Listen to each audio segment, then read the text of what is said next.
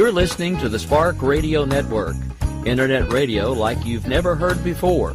Innovation, creativity, and imagination are all said to begin with a spark. So fasten your seatbelt and take the ride of your life and listen for the spark. You are listening to KLRN Radio, where liberty and reason still reign. Most writers and radio show hosts know that to connect with your fans, you need to do more than just write books or record the latest podcasts. There are many different elements that go into forming an online platform, but there are also many hidden traps. To make matters worse, solid advice on how to survive the muddy waters is scarce. In the book Hidden Traps, I talk about some of the important issues of working with an online platform, highlighting traps that could put your physical or internet security at risk or be harmful to your reputation. Are your social media posts just links with a few disjointed words, making you look like someone who can't complete a sentence? Did your new website cost you more than you anticipated? Are you leaking your personal contact details across the web without even knowing it? Then you need Hidden Traps. Hidden Traps is now available in paperback and ebook from a variety of retailers, including Amazon, Barnes & Noble, and Kobo. Visit blackwolfpublications.com for more details.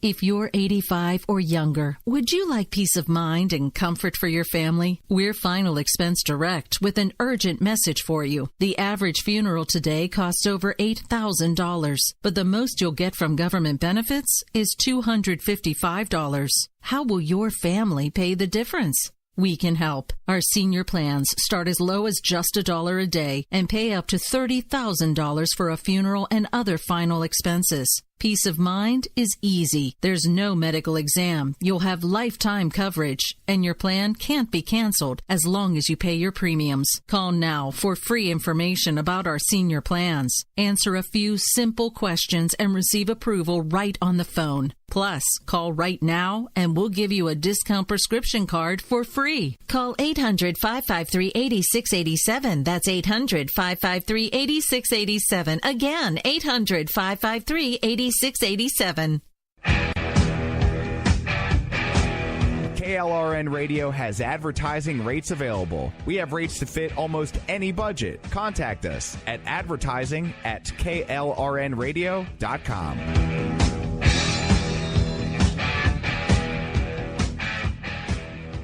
Attention business owners and independent contractors. This is a money-saving message from Tax Mediation Services. If your business owes $20,000 or more in taxes, we can help you today, right now. Listen, dealing with the IRS is no picnic. It's an intimidating and extremely stressful process, and you don't want to go it alone. Our attorneys know every law, every tax break, and every possible opportunity to help you resolve and reduce your tax debt. And if you owe more than $20,000, you may be at the top of their hit list. So don't take your tax debt lightly, because it will not go away on its own. The IRS can seize your bank accounts, your home, and even shut down your business. Call our tax experts today at 1-800-783-0810 and let us deal with the IRS while you focus on your business. That's 1-800-783-0810. Again, that's 800-783-0810. My son was in the Army back during Desert Storm, but even then he wanted an MBA. He looked at a dozen schools, but only one offered the online education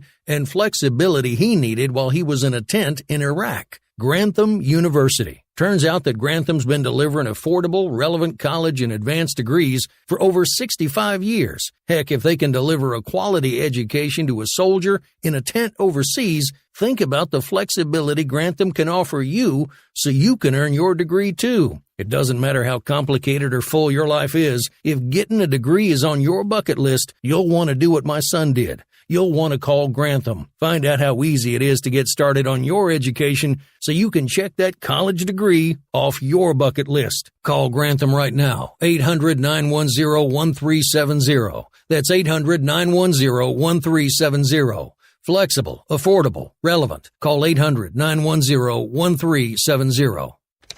Sometimes writers feel lost, unsure why a passage may not be working. It's takes another set of eyes to help us nurture our writing into full maturity. At Black Wolf Editorial Services, we strive to enable writers to develop and grow, offering manuscript critiques and line edits through a mentoring editorial style.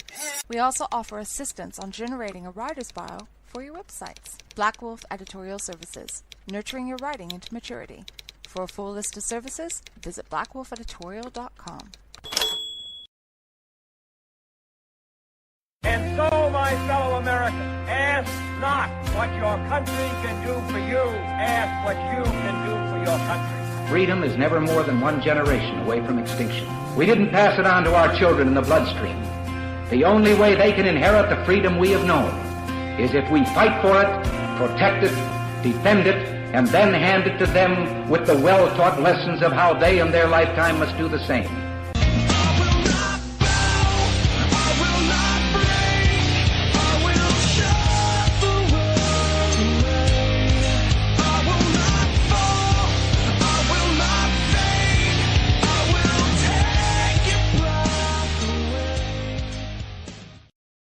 All right, folks, good evening. Happy Friday Eve. That's right. It is Thursday night, which means it's time for Jennifer or Jen and Rick. I'm used to saying I got myself into my I got myself into my Robinson and Wright flow there for a second. It had two syllables, so it kind of throws me off. So anyway, it's Jen and Rick. It's Thursday. And in case you can't tell, I'm tired. But part of it's because I did the 6 o'clock show, right? And I did that after looking at 20 minutes worth of this Crumnibus bill. And then I've spent the last 2 hours poring over what little bit I can find from this stupid bill, and it's making my eyes hurt, my ears bleed, my eyes they're just ready to shoot out laser beams, and the only two people that I like right now are Rand Paul and Ted Cruz, because everybody else is selling out. Grr. Not everybody, but in general, I'm just saying. No, it really is getting to the point of just almost despair. Like, really, who is left? Well, the thing about it is, it's like I get this couple of month feeling where I'm like, okay, maybe everything that I was worried about with Donald Trump isn't really going to happen anyway. And then this, and I'm like, this is exactly what I was afraid was going to happen all along, because now we've got, I mean, come on. When Jurassic era Barbie is this close to making another O-face because of the spending in this bill, you know something's wrong. Yeah, well, I think that it's really wrong, and I think I thought someone that we're both familiar with on Twitter and has kind of done a lot of things said. He said today, Jesse Kelly said, "This is the first time I've thought the GOP will lose the House in the midterms. If Trump signs this omnibus bill, we're through. I suspect Trump does not realize how many people have tolerated his antics solely because he was doing conservative things. He's about to find out." And I think that pretty much sums it up. I think that you're still going to have the people that are blindly, going to follow him, just like you do with any kind of person like this with who has such a great presence. They're going to have those sycophants that it won't matter. And unfortunately, I feel like a few of them that have at least in the past been somewhat critical here or there are now turning into those as well. Like, I mean, Rush Limbaugh's kind of decline down the Trump slippery slope just seems to have bottomed out. And he's kind of no better than Sean Hannity right now. He's just not as deep and as ready to actually kiss his butt for real, physically kiss his butt as Sean Hannity is. But I mean, it just seems like there are some people like that are always going to be that way, or that have declined into that. And that really annoys me. But there's a lot of people that, like Jesse Kelly said, that have been supporting him, kind of people like you and me that have been supporting him throughout several policy measures he's taken, through nominations he's made, through stances he's had, that have been good. And for the more conservative leaning sector of his base, and for those of us who were not necessarily Trump fans and didn't necessarily vote for Trump, that made us happy, that made us glad that, we gave him a chance at least, or whatever else. And even though we cringed at all of his tweets and cringed at things that he said constantly, and we still know that there's like underneath there, his little beating heart is Democrat, is New York Democrat at the soul of it. We were pleasantly pleased with a lot of these more conservative ways in which he has been, the way that he's been ruling, basically, and that's this one you just can't even defend. I mean, this is just so beyond the pale. So I want to backtrack just for a second, and I apologize for this, folks, but this is something that I have to say. So Sean Hannity is no longer just trying to kiss Trump's butt; he's full on tossing his salad. I'm just going to say it. Wait, did you see that Colonel Ralph Peters left Fox News? Yeah, and apparently told them all to F off in an email. Apparently, it was like guns a-blazing. And here in this article from Red State, they said he gave his primary reason for leaving was not wanting to continue working with a network that had become nothing more than a propaganda arm for the Trump administration. Well, a lot of us have been saying that. There are people on that channel that are not that way. And very often they will have guests on that are not that way. But for the most part, especially that primetime lineup, it is hard to watch, even if you are a Republican, because it is just the absolute converse to what MSNBC was during the Obama years. That was just, I mean, it was just so hard to even stomach. They were so, in idolatry mode. Yeah, I mean, it's really hard to watch. I mean, I honestly, I'm not going to lie. Every so often, I will try to turn on Sean Hannity again because he'll mention something about some guest that he's going to have on, and I'll turn him on for about 20 seconds, turn him back off. I mean, I honestly have to admit, I don't really even watch cable news anymore. The closest I get is every once in a while I will turn on The Blaze, but they've gotten to the point where I don't know what happened to them because they had all this fresh content, and now all of a sudden it's like, they do the 3-hour radio thing with Glenn in the morning, and they do a morning show with a guy I've never heard of before, and then they used to do Pat and Stu together, but now it's like Stu Unleashed or something for like 3 hours, and it's just I don't know what's happened there either. I think what's happening is people have gone too far to one extreme or the other because Glenn Beck has always been fairly staunchly in the Never Trump camp, and he's bordering on TDS in a lot of ways. And I think he's killing himself from the inside out. I mean, because most of America, at least the people that I talk to on a daily basis, they're the folks like me and you. They focus on going to work. They do their jobs. They pay their bills. They make sure that food's on the table for their family. And at the end of the day, all they really want is for the government to do what we send them to D.C. to do. So a lot of people have been trying to call balls and strikes with Trump. And, up until now, all this blue wave talk, everybody's been laughing it off because he's done all these great things. But now we see the reaction to the fact that he's not necessarily just using tariffs as a bargaining chip now. He's actually talking about implementing them, and the stock market tanked today. Not to mention the fact that he's just fired yet another member of his cabinet's left. Now, I do actually like the replacement. I actually have met John Bolton personally, and he's an all-around pretty good guy, and despite what CNN thinks, he's qualified for the position. But that being said, this omnibus bill is terrifying to me because it basically gives the Democrats everything that they want, and the only thing that we get out of it is military spending. And I'm sorry, military spending is not the end-all be-all for me.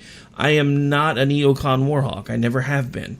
I understand us needing to have a strong defense, and I understand needing to have a strong military, but when the only thing that we're getting out of it is putting spending back into the military, and we're not getting anything else, but we're giving them pretty much everything they want, what the hell did we need a majority for to do this? This is what they were trying to do anyway without the military spending. So all of it for us was about military spending? Is that what the Republicans are telling us right now, that the only thing they give a damn about is military spending? Let the Democrats have everything else as long as they get military spending? I mean, that is what it seems like, right? And I did find what I read, and I heard a few clips from about what Rush was saying on this that, just shows me he completely went over the edge, was that he was trying to say today, and I saw some of this on Twitter today too, that the spending bill is like one of these another one of these 4D chess moves by Trump in order to, or it was a political play by the Never Trumpers to Trump so that he have to use a 4D chess move and veto the bill to spite them. So that they were doing it just to make sure he didn't put through a bad spending bill. I'm sorry, what? So the Never Trumpers all orchestrated and conspired to come up with in Congress to come up with this terrible bill, and so that if Trump voted for it, then that would make everybody hate Trump, and so that's their goal. But if he didn't vote for it, and he was as smart as everybody says he is, then he'll veto it, and therefore he'll have to do that to go against the Never Trumpers, who he always is bitching. So we'll have to do it to go against the Never Trumpers, and therefore they will have achieved their goal by not having a big spending bill. What? This just in on if the you didn't really follow that, don't worry. Nobody else was following it either. It was just some way to take a hit at Never Trumpers and blame them for something, and then to Trump for no matter what it is that he does, whether he vetoes it or whether he champions it through. It was giving him a free pass for the end result. This just in on Alex Jones. Rush Limbaugh somehow replaced by the human Pez dispenser. I mean, what? I mean, dude, I didn't hear it, but based on the way that you've described it, it sounds exactly like something Bill Mitchell would say. Oh, quite so. And unfortunately, I have a few people in my life that are often in the car during the times that he's on, and so they still are listening, and they're shooting me texts quite often going, okay, wait a second, Rush just said this, is da, da, da, da, da, da, and it's getting more and more Bill Mitchell-esque. I think that is a better description than Hannity. I think it's a little bit more Bill Mitchell-like, because Bill Mitchell still tries to kind of act like he's, so put together and this and that, whereas Hannity's kind of just melted into like Trump boy. He doesn't even sort of disguise it much anymore. It's really hard to see where Hannity's shoulders end and Trump's ass begin. Exactly. But anyways, that was just that was part of what I heard about some of the adoring followers on on talk radio today, and what they were saying in defense of a massive spending bill, or if Trump does decide to champion it. Well, the only thing that concerns me is he's already basically said if it passes, he's going to sign it. Well, duh. Well, that doesn't surprise me, because he's not a politician. He doesn't. That's the thing. He doesn't really know what the hell he's doing. He's gotten lucky so far because he's managed to keep things on the right side of the line. But there's been a couple of times that he's toe tapped it, and we've been watching it going, well, there goes a little bit more of that slide to the left, because now he's talking about paid maternity leave and this, that, and the other. Look. The two worst things for me about this bill, take the military spending out of it, because you know what? Like I said, I'm not a war hawk, but that's not the end-all be-all for me. Two problems I have with this bill. They managed to sneak in, well, two of like 5 million problems I have with this bill, but the two that jumped out at me the most is they managed to sneak in the litmus test for gun control, so that's in there. They've also managed to fully fund Planned Parenthood. So what the hell do we need a Republican majority for if we're going to lose our Second Amendment rights and people are going to use my money to butcher babies? Yeah, and that's what's really egregious. But I was going to say Trump, though, and the reason why it's really not surprising to me is because he has made it pretty clear for quite a long time that the idea of spending money in this way and passing bills that are going to cost billions and trillions of dollars doesn't really bother him, as long as they're being spent for the right reasons. And, unfortunately, I think a lot of the stuff in this bill, he does think are the right reasons to spend that much money. And, that it's when he was out on his campaign tour and he was going on all those rallies, he would talk about reducing the size of federal government, but you didn't really hear him talk about spending. He would talk about cutting taxes for the middle American. He would talk about how, he didn't want certain departments, and that was more because he didn't like what they did, less because of what they cost. And so this has never really been something that he was going to stick his neck out for. And if he can get bipartisan support in some ways on this, whether it be from some of the more moderate Republicans and then obviously the Democrats who will totally be in agreement, but will still pretend like they're fighting it if he agrees, just because they're going to, just to spite him. But if he can get a little bit of bipartisan support on this, and he thinks that this is what, money should be thrown at, and that will be better and will give him a little bit better, even, have people kind of lay off his back in the media and Democrats for even a few months.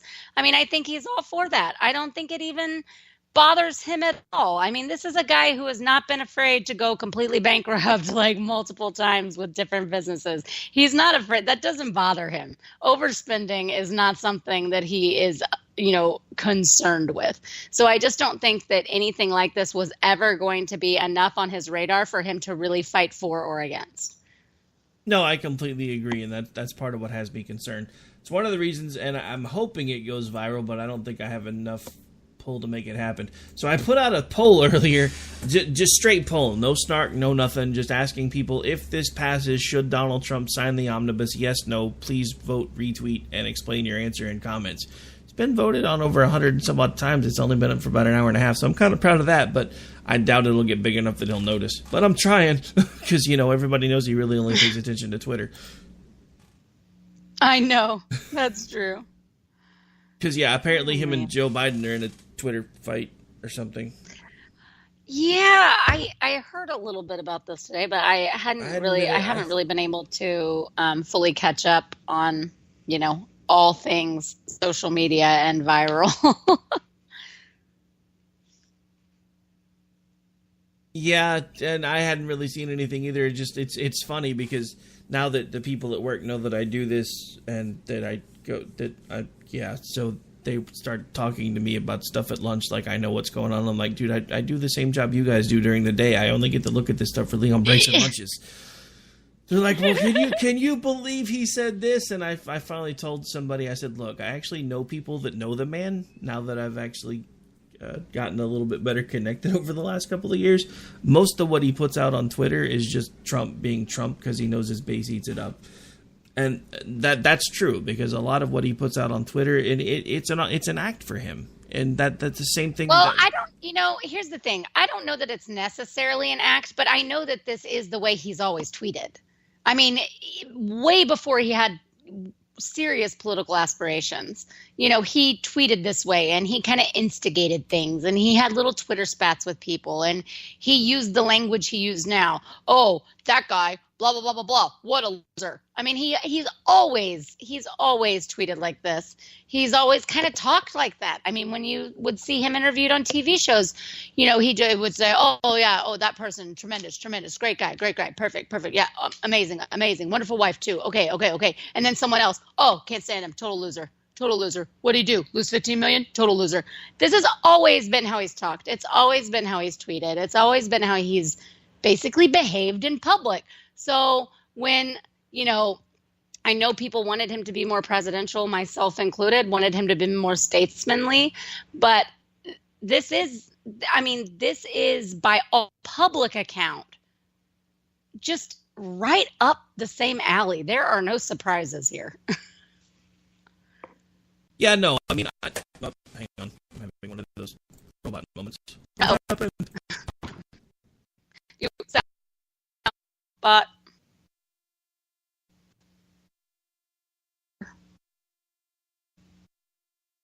apparently I overloaded my system. Danger, Will Robinson, danger. All right, so anyway, what I mean by an act is if you go back and you look at Trump the early years, like the first few times that he was on talk shows and things, you'll notice that, and you can find the videos on YouTube, you'll notice that most of the time he was pretty meek, pretty shy, kind of stared at his shoes until somebody started talking to him. We were the ones that taught him how to act this way. and he knows his base eats it up. So I'm not saying he's necessarily acting. What I'm saying is when he tweets the way he tweets, it's because that's how he's figured out how to make people pay attention to him, and he knows his base loves it. But what concerns me about all of this is like I said, he's already told everybody if they pass this thing, I'm going to sign it.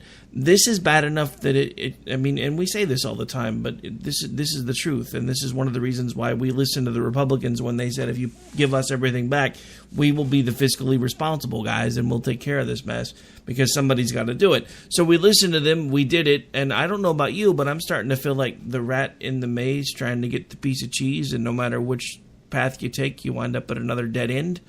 Because it's like we keep listening to these same sets of people over and over again who keep saying, this time we mean it, guys. You should vote for us, and we'll make sure that things are back the way you guys want them. Oh, just kidding. Okay, so let's run over and vote for the other guys now because they mean it this time. I'm about done playing their game. I really am, because it doesn't do any good. It doesn't fix anything. They tell us what they want to hear, no matter who they are, to get themselves elected, and they do whatever the hell they want to do while they're in there anyway, and then they say, it's not our fault. That's like, I just saw somebody on the poll that I just put out, said that basically, should Donald Trump sign this sign this into law if it passes, yes or no? Well, it's not Trump's fault if it passes. It's the Democrats like Paul Ryan. Trump has to be the one to sign it. That means ultimately it's going to stop at his desk. So if he signs it, guess what? It's his fault because he had a chance to say no. But he's not going to, because it has too many of the things in there that he actually wants, even if it's not anywhere near the proportion that he wants them. He's going to call it a win because he's going to be able to say, look, guys, I got them working together. I got them to pass something. I'm the greatest president ever. Oh, my God, what do you mean we're bankrupt? Hey, I survived it. America will too. Right. And I think that all of that, like you said, though, I think that he even kind of, going back to what Jesse Kelly said when I kind of said at the beginning of us talking about this, I think he even overestimates how many people will blame it on someone else other than Trump if he decides to sign this and he doesn't veto it if they're in disagreement with him. I think that he overestimates the support he has in the Republican Party. I think that he overestimates. I mean, I think he'll try to deflect choice, and he had to sign it because of X, Y, and Z, because of these three things that were in it that just had to be done or whatever. And he'll try to pretend like he didn't like all of it if there's backlash. And then he'll try to deflect to Paul Ryan. He'll try to deflect to other people. But I do agree with Jesse that I think that there is going to be a decent chunk of people that have been pretty supportive of him, even if he wasn't their favorite. But as soon as he was president, they were pretty on board to be supportive of him, through all of this. And I think there's going to be a significant chunk that are going to be less likely to give him the benefit of from now on if this is something, if something like this goes through.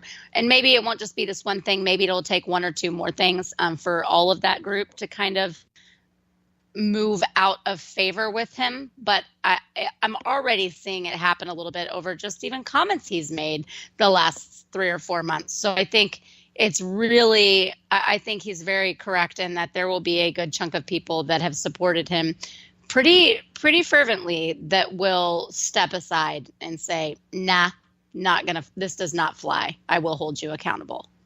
Well, to use a favorite phrase of an Amish friend of mine, this is not a hill I'm willing to die on.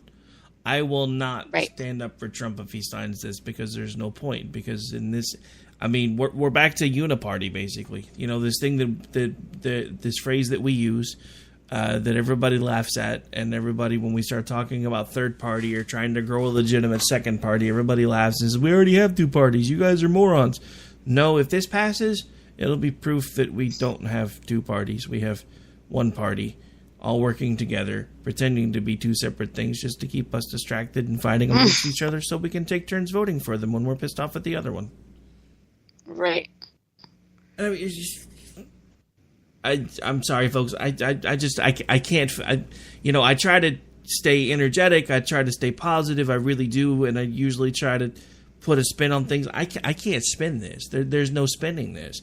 This is exactly what I was afraid was going to happen, and it's one of the reasons why I refused to vote for Trump, because everybody that I was talking to was like, if he slides left, there's not going to be enough people to stand up to him, because the Republicans aren't going to be comfortable fighting a president sitting in the Oval Office that has the same letter behind their name as they do. Honestly, I was afraid of that myself. It's one of the reasons why I decided to start trying to help the Libertarian Party, and I've actually kept that registration, even though I'm just about as pissed at the Libertarian Party as I am at the other two parties that are at least predominantly well-known right now. Because at least it gives me the ability to try to remain objective and say, well, as a Republican, I kind of got to get in line, because I don't. This isn't about getting in line. This is about right and wrong. This bill is crazy. The amount of spending in this thing is nuts. I mean, if you haven't yet, I encourage you to go look at both Ted Cruz and Rand Paul's timeline. Rand Paul specifically, because he spent hours this evening tweeting about hundreds and hundreds of pages of the bill. He's only been able to, he finally gave up after like 500 and something and said, I can't do it anymore, but if they try, I'm going to vote no.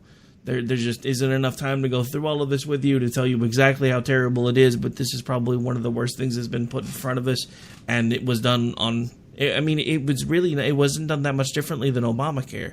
It got put in front of them like 2 hours, 3 hours before they were supposed to vote on it, and it's 2,200 some plus pages. So for all of this talk about how Trump was going to change D.C., everything else is still business as usual. Yes, maybe Trump's cutting a lot of regulations. Yes, maybe he's done something to revamp the tax code a bit. But this regulation alone will destroy every single bit of that if it passes. And nobody's talking. I mean, there's like 2 people in D.C. talking about it. Everybody else is like, yeah, meh, we'll be all right. Yeah, I mean, it's insane. I think, so when we come back, can we talk about the Joe Biden thing? Because I have a few things about it that are kind of really funny. But we failed to mention earlier when we were talking about Rand Paul, Ted Cruz, like who else is left that's still pretty staunchly conservative and is not willing to sacrifice those values. Ben Sass is also right up there. And what he had a great tweet today. Total dysfunction. DC is about to add $1.3 trillion to your debt like it's no big deal. And meanwhile, both of our crazy uncles are fist fighting in the backyard. Happy Thanksgiving, America.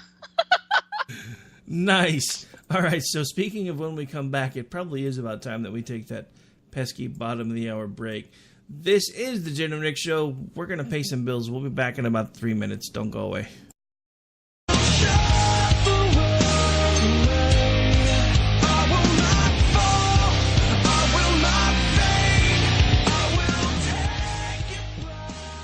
My son was in the Army back during Desert Storm, but even then he wanted an MBA. He looked at a dozen schools, but only one offered the online education and flexibility he needed while he was in a tent in Iraq. Grantham University. Turns out that Grantham's been delivering affordable, relevant college and advanced degrees for over 65 years. Heck, if they can deliver a quality education to a soldier in a tent overseas, think about the flexibility Grantham can offer you so you can earn your degree too. It doesn't matter how complicated or full your life is. If getting a degree is on your bucket list, you'll want to do what my son did. You'll want to call Grantham. Find out how easy it is to get started on your education so you can check that college degree off your bucket list. Call Grantham right now. 800-910-1370. That's 800-910-1370. Flexible, affordable, relevant. Call 800-910-1370.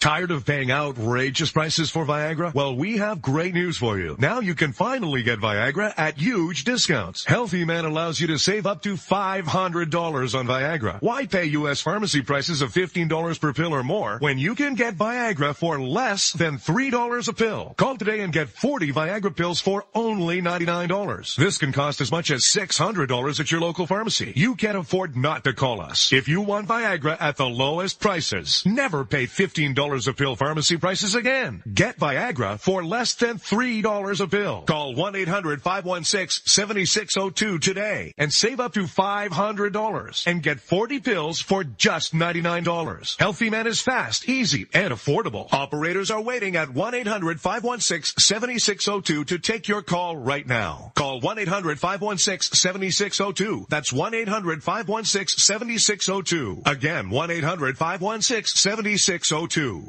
Attention business owners and independent contractors. This is a money-saving message from Tax Mediation Services. If your business owes $20,000 or more in taxes, we can help you today, right now. Listen, dealing with the IRS is no picnic. It's an intimidating and extremely stressful process, and you don't want to go it alone. Our attorneys know every law, every tax break, and every possible opportunity to help you resolve and reduce your tax debt. And if you owe more than $20,000, you may be at the top of their hit list. So don't take your tax debt lightly, because it will not go away on its own. The IRS can seize your bank accounts, your home, and even shut down your business. Call our tax experts today at 1-800-783-0810 and let us deal with the IRS while you focus on your business. That's 1-800-783-0810. Again, that's 800-783-0810.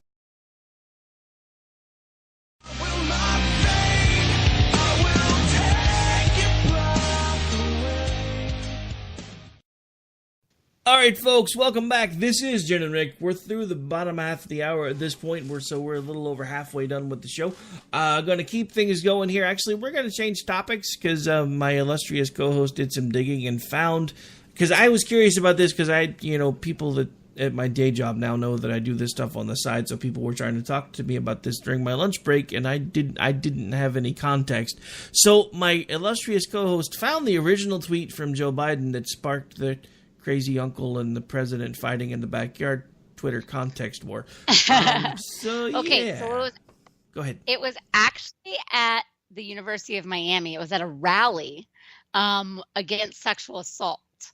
And I don't mean to imply that Biden is sexually inappropriate with people, but just even in public, like on stage, he is what a lot of women, if they weren't just in love with his politics, would classify as creepy. That's why he's creepy Uncle Joe. He touches a little too much on the shoulders, rubbing the neck, leans in, whispering in ears, kisses on cheeks and foreheads, just kind of out of the blue, leaning over shoulders, hugging around the waist. He does a lot of things that a lot of people would be uncomfortable with and would say that that's not okay and it's rather inappropriate. So I find it a little bit interesting that he's speaking at a rally about sexual assault when you can literally find hundreds of photos and videos of him doing this kind of thing. And for the record, I don't think he's a predator. I think he's just a guy a goofy kind of affectionate guy, and I think he means well. I really do. But you could see why someone would get the wrong idea or would be very uncomfortable with it, and they'd be warranted to be that way. But so he's at this sexual assault rally, and he is asked something and makes a comment about Trump and his comment about grabbing women by the pee. And he says, if we were in high school, I'd take him behind the gym, beat the hell out of him. Any man who disrespects women is usually the fattest, ugliest SOB in the room. Okay. If you have ever even browsed a few tweets or a few clips of coverage of our president, Donald J. Trump, you would absolutely know that this was almost like a baiting, like an invitation. Of course he's going to respond to this. And all I could find all day from people and just my brief browsing, I wasn't really able to be on a whole lot today, and I wasn't able to sit in front of a TV or sit in front of a computer all day. I had a lot going on.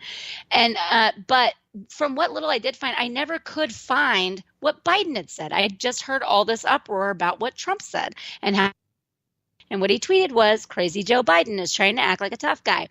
Actually, he is weak, both mentally and physically, and yet he threatens me for the second time with physical assault. True, because he did it on the campaign trail too. He said he would kick his ass. So He doesn't know me, but he would go down fast and hard, crying all the way. Don't threaten people, Joe.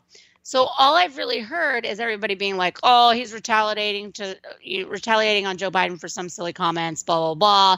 And even as I'm listening to that are regional here that just kind of touch on topics, and they don't really take a whole lot of a political stance on much of anything. They just talk a lot about current events and specifically things to the Austin Metroplex or Central Texas. But the big things come up like this, and they were laughing about it, and they were like, oh my gosh, here he goes again, whatever. But still, I didn't get a quote. And then when I turned on CNN for the 5 minutes I could, it was all about Trump's tweet, and I couldn't get a quote about what Biden had said initially. And then when I was scrolling on Twitter, I saw a bunch of people outraged or a bunch of people in support. And yet again, I could not get a quote. And when I went and clicked on 4 or 5 different articles, it took me halfway through to find the quote from Biden. So that's kind of my issue with media these days. And I don't even know if that's a left or right thing. I think you could make the argument that this is a left and right thing because it's a Democrat versus Republican, and they're constantly quoting the Republican and not quoting the Democrat at all. But I'm not sure that that's really the case, or if it's just everyone's so hyped on anything Trump does and says that the Biden comments didn't really matter. But to me, I mean, he definitely said he'd take him behind the gym and beat the hell out of him, and then called him, a fat, ugly SOB. So it's just not surprising to me. And while I would like the president of the United States to be above that kind of thing and not worry about it and not comment on it, it's not necessarily unwarranted to respond in defense of yourself when someone makes such ugly comments like that. Well, not only that, but I mean, come on, it's Trump. You know he's not gonna let something like that lie. Oh, of course. But I mean, the simple fact of the matter is, anybody, if someone said some crap like that about Cruz and Cruz responded, I would be like, hell yeah, you're gonna respond. Of course you should. That's ridiculous. And that, I mean, why wouldn't you? Why wouldn't you respond? And like I said, it'd be great if we have POTUSes that never responded to anything like that and were always totally above the fray, but that's just not really reality anymore. Well, I mean, yeah, but why wouldn't you expect Cruz to respond versus Trump responding? Because, Trump is a coastal elite. Cruz represents a bunch of rural flyover boneheads who just want to sell guns in the same place you can buy a Snickers bar. Oh, I'm sorry. Well, so The View today, The View. So, of course, they decide to weigh in on it. And basically, they basically are like, oh, what Joe said was like, Sunny Huston, one of the hosts, called it chivalrous. She said there was something chivalrous about it. I thought, there was something about that because he was speaking at an event where encouraging men to stick up for women and not just be bystanders. Joy Behar adds, yeah, that's an old school thing, like sticking up for women.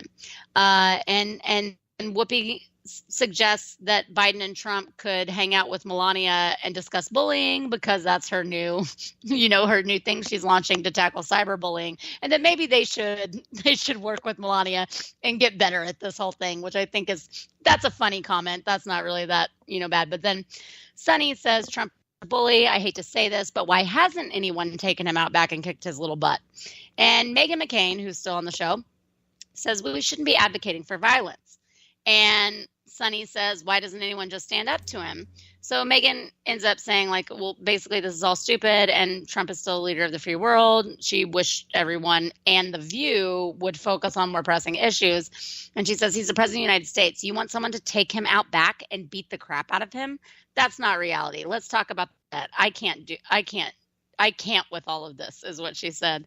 And they're like, look, I'm not advocating beating up the president, but why doesn't anybody just stand up to him? And then they all kind of laugh and were like, oh, I don't know, I'd be okay if someone beat him up. I mean, this is where we are with people that are so anti-Trump that they're actually sitting there, grown women, having a discussion going, yeah, I really wish someone would kick his ass.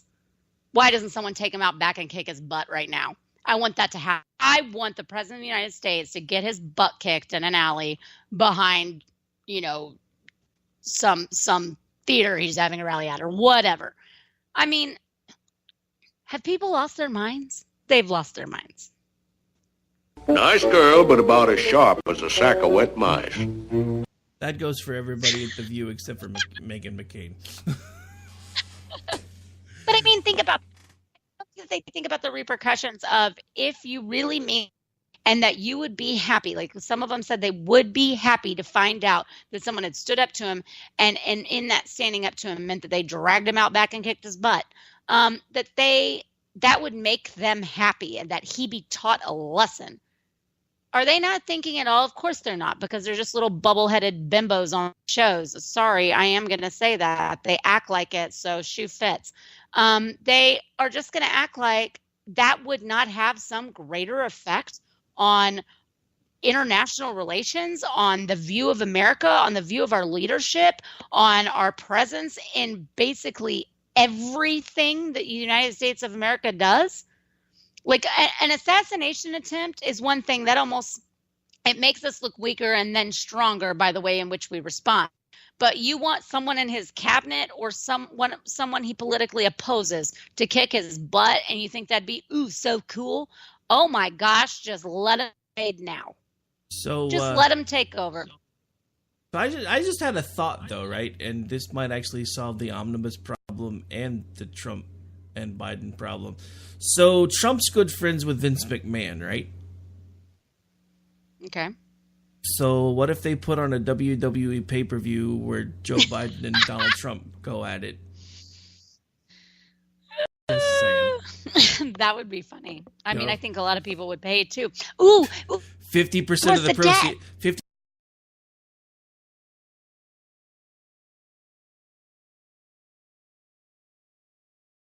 And it could be available worldwide. We should definitely get this thing. We should make this happen.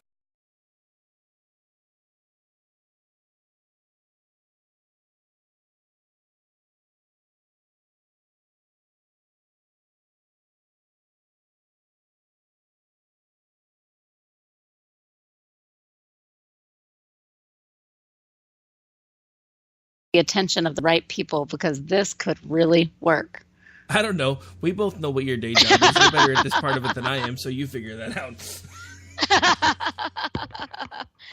Oh, man. The scary thing is it actually probably would work. I'm like, which celebrity do I know that I could bring this to that would like jump all over it? I'm going to have to put my head on this for a little bit. I'm telling you, because that would be something. We could get the Presidential Medal for Freedom for wiping out the national debt. What would be great is that like everybody, every department, every cabinet member, every single person that is involved in national security and the presidential security would be like, absolutely not. And Trump would probably still be like, well, as long as I can guarantee I win, then I'll do it. And then we'd see if we could pay, other people to at least, maybe entertain that idea so that we could still have it go on and still eliminate the debt. Brilliant. Well, it might be brilliant. Apparently we're cutting out, so I'm not sure people in the chat heard what we just said, because, anyway. It was about a minute ago, so I'm sure they heard it by now. Alright, so anyway, in case you missed it, we just may have solved national debt crisis. And next up, world peace. Oh, wait, so we're splitting up. You're going to take care of world hunger, and I'm going to tackle world peace? Is that what you're saying? Exactly. All right, so anything else you really want to touch on the way out? Because we are getting to the point where we're starting to run out of time here. We got about 8 minutes on show clock left. I guess I just want to do a little thing. He did. So, sorry. He gone. So this is an interesting one. I think I do think that at least what we were hearing in Austin, this was kind of exactly what we expected. Some sort of disgruntled, kind of normal, what you would think of like normal person from a normal family, like early to late 20s, male, possibly white, unemployed, uneducated in the sense of, not in college, not going, not all of that. This is a lack of direction. This was what we were hearing here all along, pretty much. There was never really talk here of it being Islamic terrorism of any kind or anything else other than some sort of wayward domestic terrorism type situation. And I know there's a lot of arguments over the definition of terrorism and whether this fits or not. For me personally, I would like to say that there were a lot of people in this Metroplex that were terrorists. And there was a lot of fear. There was school canceled. There were alerts and directives to not leave homes before 10 a.m. one day, before 2 p.m. another day in certain neighborhoods. There were neighborhoods swept by SWAT, FBI, APD, and bomb squads. There were door-to-doors. There were all of these things. And so I don't really care what just the very specific legal and federal government definition of terrorism is. But I'm sorry, for me and my fellow Austinites, he was a terrorist. Well, yeah, I mean, and, for everybody that was talking about conservatives not wanting to call this guy a terrorist, he was a terrorist. I mean, I don't know what else you want to say. He was instilling fear. He was, causing mayhem. People were panicking. I mean, I know other people besides you that were down that way. I knew people that they were like, I'm not leaving my house. I don't care if I lose my job. I'm not leaving my house. Yeah, and I knew a lot of people like that too. I didn't feel like that. And of course, I also just work in a situation where things like this are always kind of the case because I'm always doing big events that could likely be targets of anything pretty much. And there's been some scares before. So I've always kind of operated. I mean, I moved to New York City right after 9/11 and didn't let it stop me. It delayed my plane for 10 days because they actually were not allowing planes into New York, but I was supposed to move there like when 9/11 happened. And so it was delayed a little bit, and I still moved and I still went and I still had to go through the process of getting a bill in my name to show at the 14th Street exit so that I could get lower than 14th Street and closer to where I actually lived. That was too close to the Trade Center for you to not show ID, proof of needing to be there. And so and I don't know if this is something that was taught to me, if it's just in me or what, but I live my life and I'm careful, and you do your, you watch out for yourself and you do your due diligence. And I often, if I don't actually carry, I carry in my car and I'm armed at home. And so there are all sorts of precautions that I take, but my life went on and I had post South by Southwest celebrations to have and, bonuses to get from clients. And so I wasn't missing that dang happy hour. But I do know that it was very scary in general. And I think if I had not been so distracted, I might have been a little bit more caught up in the fear side of things just a bit. But especially the areas in the neighborhoods where those initial bombs went off and the complete confusion around it all and the sadness over the few lives lost, especially one of the initial ones was a young boy, or a teenage boy. And I just young, like had everything ahead of him.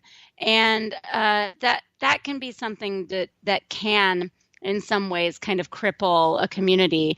And while I don't think Austin was, I don't think the city of Austin and its residents rolled over just waiting in fear, it was definitely terroristic and it definitely did terrorize our city, our communities. And so no matter what they decide to label it, no matter what his motives were, which are still yet to kind of be determined, or if he was sick or whatever it is, no matter what it is, I myself am calling him a terrorist because he absolutely terrorized hundreds of thousands, bordering on 1.4 million people. Yeah, and I mean, I'm just glad he managed to take himself out without seriously hurting anybody in the process. I haven't really heard an update on the police officer that I know was wounded in the explosion. Have you heard anything? The word here was that it was manageable injuries. So I'm not sure if he's still in the hospital or not, but that it was not a life-threatening situation. Good. That's really, really good. But I am really, really glad that this person is no longer walking among us. I mean, look, guys. I am too. I'm just going to say this. If you have something in mind that's going to wind up causing pain to somebody else and you think it's a great idea to do it, just do the world a favor and go find a short pier, take a long walk, save us all some time. Just saying. And another little update on someone, I don't know if you saw, but they are taking one of the young girls, young women was injured very seriously at Parkland. They're taking her off life support, and they are not sure that she will make it. So that death toll might be going till 18, unfortunately. No, I actually did not hear that. That makes me very, very sad, though. Yeah. And the worst part about it is, I didn't really want to bring this up because we were talking about other stuff.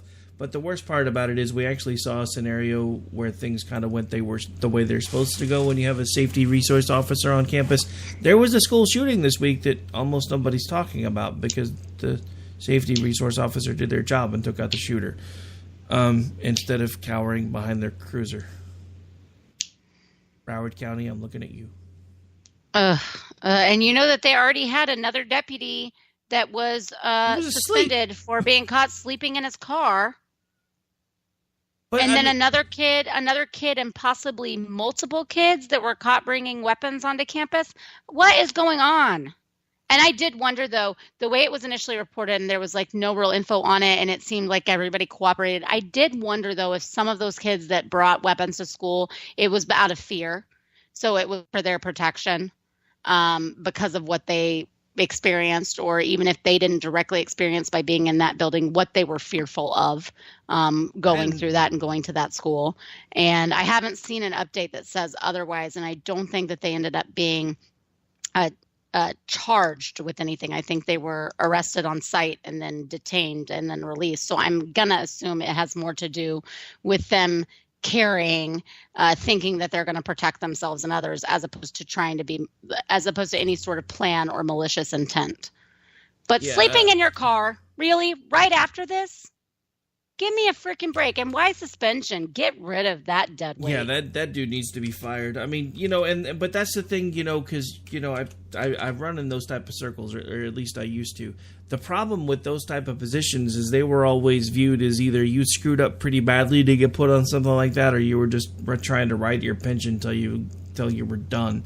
And that can't be the way that is anymore. It just can't, because there's I'm very glad that the city of Austin, and I know that there are other cities like this too, that sector of the force is not like that at all. It's in fact, I think the first officer I had at school was when I was in middle school, and it was a young woman and a young man. I mean, and they were probably, now that I'm thinking about it, as I'm in my 30s, they were probably like 26 years old. They were not like, I thought of them as, they're like kind of young and cool, but they're like still old, because I was 12. But they were probably like in their mid to late 20s. And, so places that have more of a force involved, where that's a specialized section of the police force, I think is more what any city of any sort of sizable amount needs to be gearing towards, and being a retirement pusher or a trouble pusher. Yeah, and I completely agree. All right, so we are just about out of time. Why don't you remind folks where it is that they can hang out with you when you're not on the radio hanging out with me? Yeah, you can find me on Twitter at @JHomestead, and you can find me on Facebook, JR Homestead. And as always, check out misfitspolitics.com. And we didn't do a show yesterday, and since everybody's trying to eradicate this mess through eugenics, I want to give a shout out for World Down Syndrome Day, which was yesterday. Don't abort a kid just because you think they may have Down syndrome. That test is not anywhere near 100% accurate, and that's just wrong. Just saying. All right. 100% agree. And you can follow along with me at Radio Host Rick, or shoot me an email, rick@klrmradio.com, or you can hang out with me for now on Facebook, with all the shady stuff that's coming out about him, I'm not exactly sure how much longer I'm going to have my page over there. I'm just saying, it's kind of scary. All right, so we are officially out of time, folks. I want to thank again everybody for taking the time to tune in and hang out with us tonight. I'll be back with you tomorrow night for First America Off the Rails, and then, of course, Robinson and Wright to round out the Friday night. And then we'll take a couple days off, come back, start it all over again. Hope everybody enjoys the rest of your Friday Eve. If you work for the weekend like I do, we got one more wake up left, and then it's the weekend, and then I got 5 workday wake ups, and then I'm on vacation. Yes, I am seriously counting down. It's been that long since I've taken a vacation that hasn't involved chasing a story or working a political convention. I'm going to try to take time off from almost everything and spend some time planting crops and playing with my chickens and maybe do some pre-recorded radio that can run in my normal spot, since I haven't been able to arrange any co-hosts or anything, and I don't want to put up 5 days worth of replays. But it'll still be cool because I won't be doing the day job and I'll be getting paid to do fun things. So, yay. All right, so that's going to do it for tonight. I hope everybody has a great night. Take care. God bless. I'm just trying to find the right button because it's not doing what I want it to do, which is why I'm standing here randomly talking. All right, I think it's going to pay attention to me now. Take care, guys.